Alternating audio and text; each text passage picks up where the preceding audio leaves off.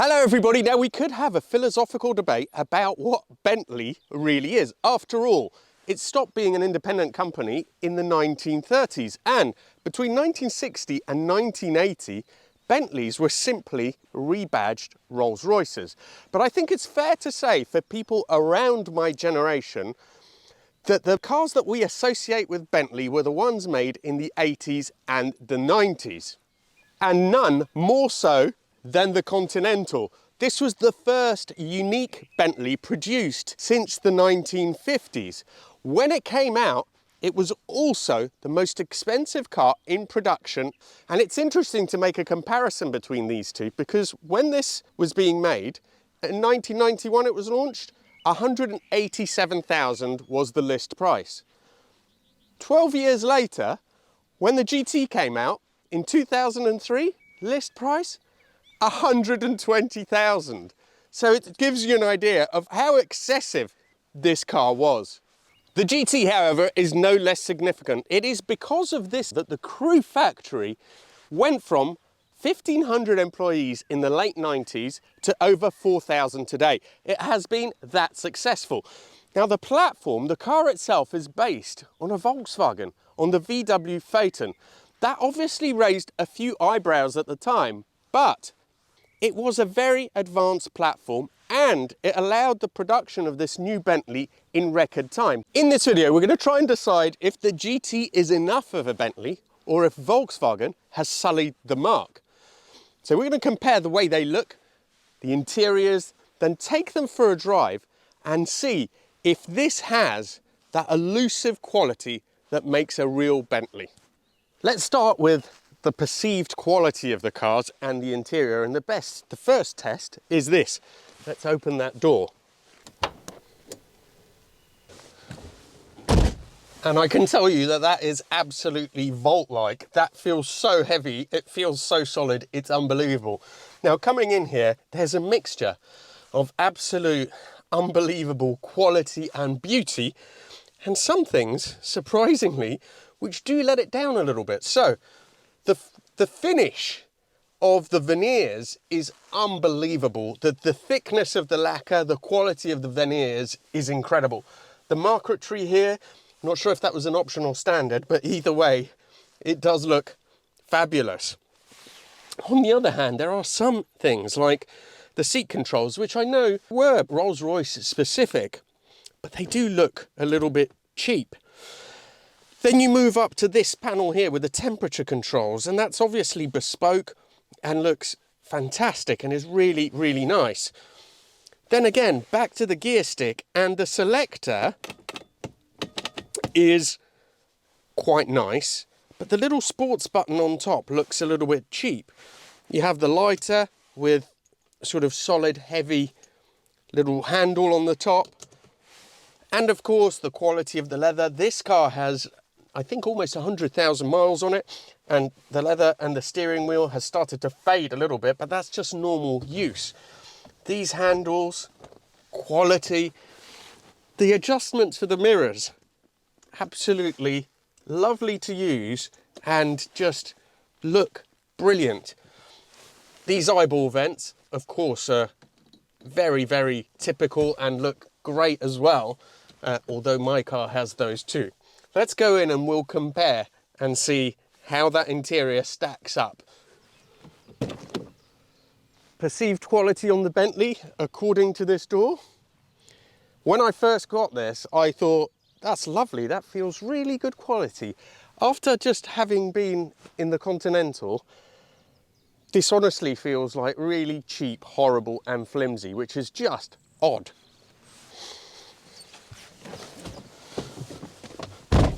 Okay, so I was a little bit harsh there maybe.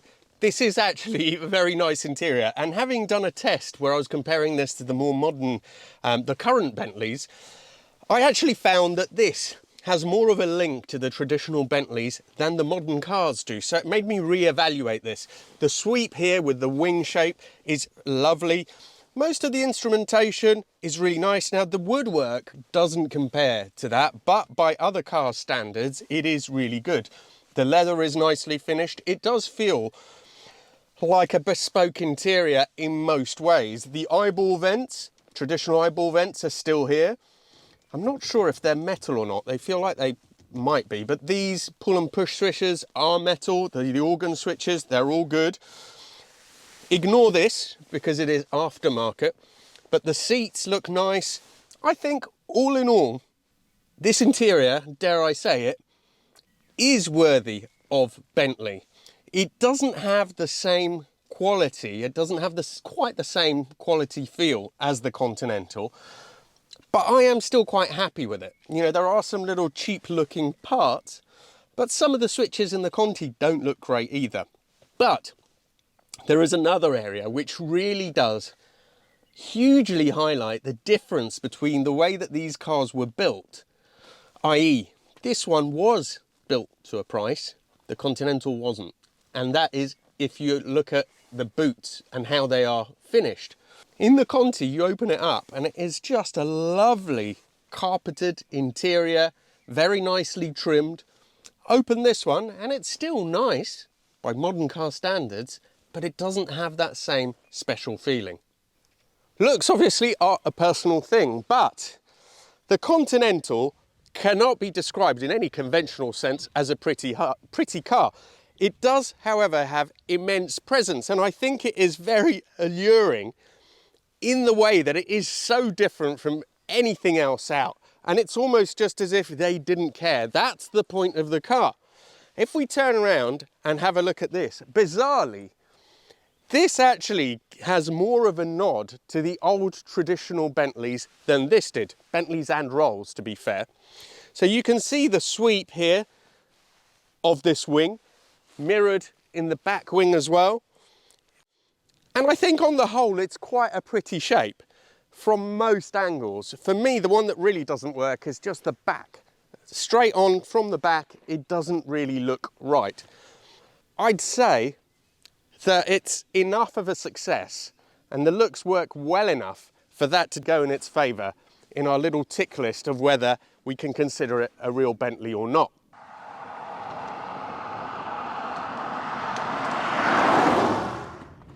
So the 6.75 litre Rolls engine has had an incredible lifespan from 1959 till the year 2000. So originally, I forgot the name, but it's this old Rolls.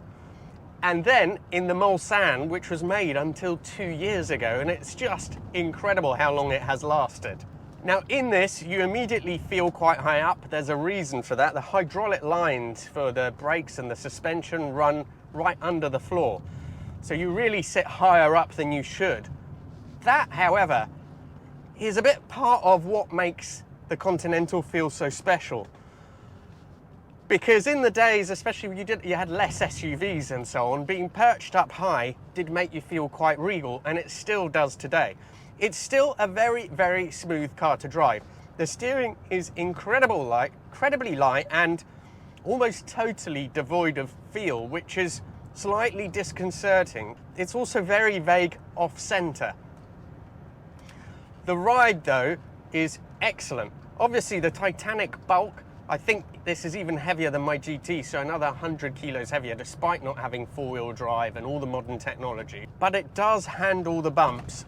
Low-speed ride, definitely better than in my car. Now here at this junction, we'll do my traditional pull through the gears, put it in sport, and then let's see what this baby can do. Foot down.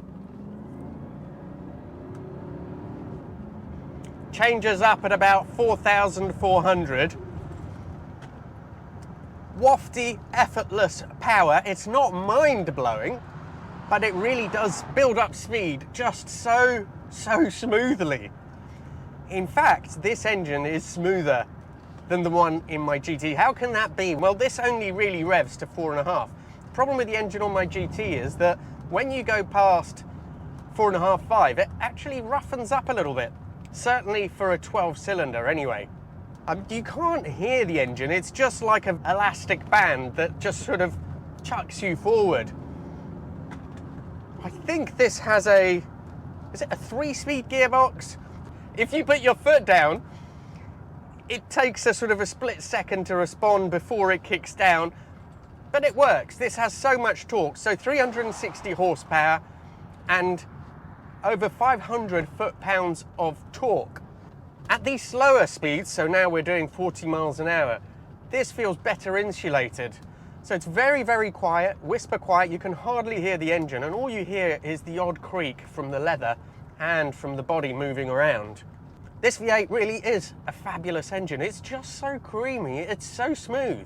And because you're at such low revs all the time, it feels so unstressed.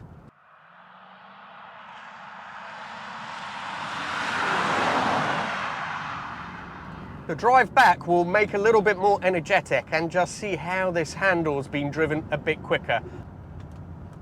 So this left-hander here, as soon as you pitch it in, it really feels like it's leaning on that front tyre, like the nose is plunging down. Not very reassuring.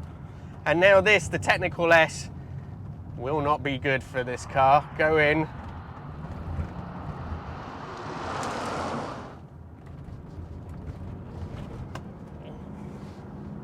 You could almost feel the back end rotate of it slightly coming out of that left-hander, which is famous there. That one, if you're going to spin a car, that's where it is, because it's off camber and it throws you off. I mean, you can tell it doesn't like what we're doing at the moment, but it can do it, and it doesn't totally disgrace itself. It's a car to be piloted more than it is a car to be driven. The fact that it just handles the bumps so well does make up a little bit for the lack of dynamic fluency. You also get the odd shudder through that chassis when you go over broken surfaces, and you can tell that it's just not as stiff as would be ideal. So all in all, really pleasant. It does give you that sense of luxury which belongs to a Bentley. The only thing, obviously dynamically it's not sharp, but that's okay because that's not what we wanted from this car. The only letdown, the thing that I would criticize, is simply the structural rigidity, which takes away a little bit of that feeling of quality that the rest of the car exudes. Let's see how VW's effort compares. Have they done enough? So on startup, the GT definitely sounds very much more like it means business. But I'm not going to dwell too much on the handling and the dynamics, because I think you already know that this is always going to handle a lot better than that. That's not really what this test is about. It's a bit more about whether it feels, despite the changes, despite the modern structure, if it still feels like a traditional Bentley. The steering, although not brimming with feel, is definitely heavier, indicating that sporting intent. It's also more precise. The engine is more present, you can hear it. It's not, in my mind, quite as smooth as the lump in the Conti. And now, I know this is a W12, but it's for a 12, it's not the smoothest unit, especially when you go past 5. It really does roughen up a bit, but way more responsive, so instant response to the throttle. The ride, I mentioned, is better in the Conti. It's not bad in this, but over broken surfaces, I don't think it's quite polished enough. So without doubt, this is a car that you drive. Now, it's been odd because when I first got this, I always thought this was just a big cruising lump, and it is. But I have since driven some other cars, some sort of big luxury limos, things like that, and big luxury cars essentially, that made me realise that this does have some sporting intent. Right. Power-wise, we know this is going to be quicker, but let's indulge it.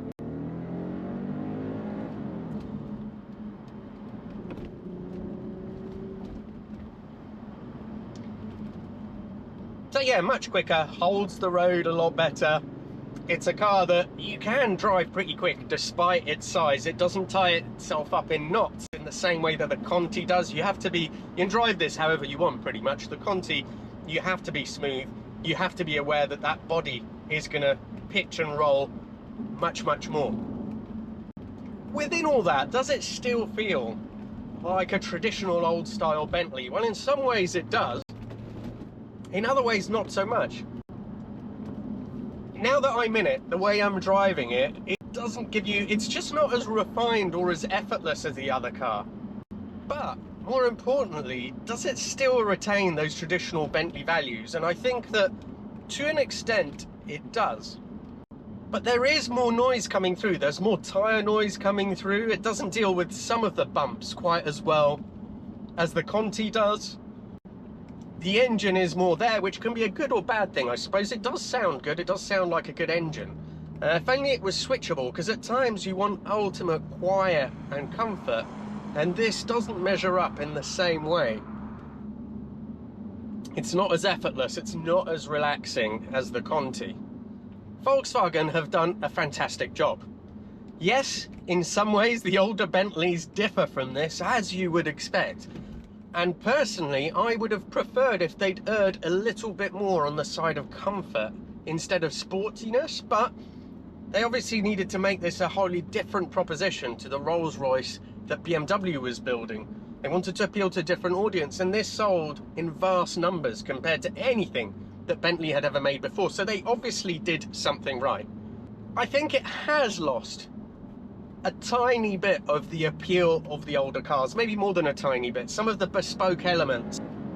But considering the constraints they faced, VW have done a great job in continuing to make the latest cars feel British.